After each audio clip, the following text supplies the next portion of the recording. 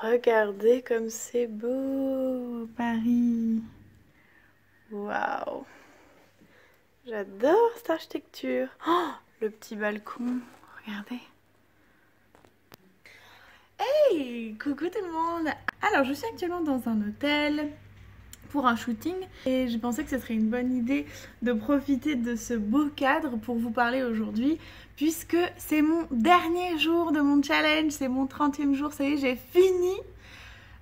Donc on va faire le bilan, je pense que c'est l'opportunité ce 30e jour pour parler de tout ce qui s'est passé et voilà.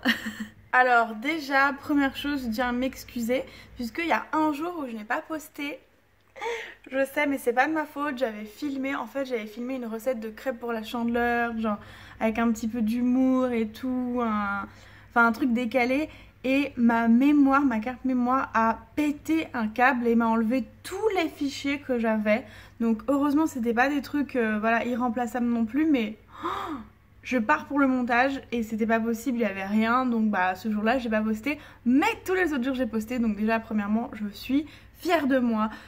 Je pensais pas que j'allais réussir parce que franchement c'était un challenge de fou. Je pensais pas non plus que ça allait être aussi dur. De devoir autant produire, puis en plus quand on est exigeant, quand on prend la critique, quand on essaye toujours de s'améliorer, ça fait un remue-ménage dans la tête, je vous dis pas.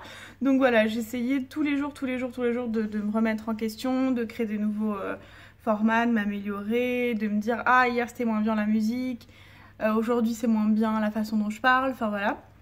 Donc du coup ça m'a énormément apporté, je trouve que déjà j'ai adoré faire ça, c'était super. Bon, je vous dis pas, il y a des moments c'était dur hein.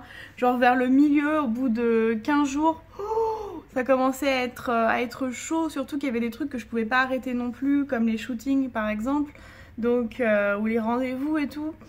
C'était bien vénère niveau organisation d'arriver à écrire, filmer, monter, produire et faire la pub. Donc voilà, alors ce que ça m'a apporté en dehors de moi personnellement, ça m'a fait évoluer au niveau de mes techniques, de mes capacités, de mon aisance, de mes idées, ça m'a donné une bonne routine. En fait ça m'a prouvé à quel point je pouvais être productive au niveau de ma créativité, au niveau de mon organisation, à quel point je pouvais faire beaucoup plus que ce que je croyais. Donc ça c'est la meilleure nouvelle de ce challenge. Donc je pense que maintenant je vais faire beaucoup plus de vidéos qu'avant.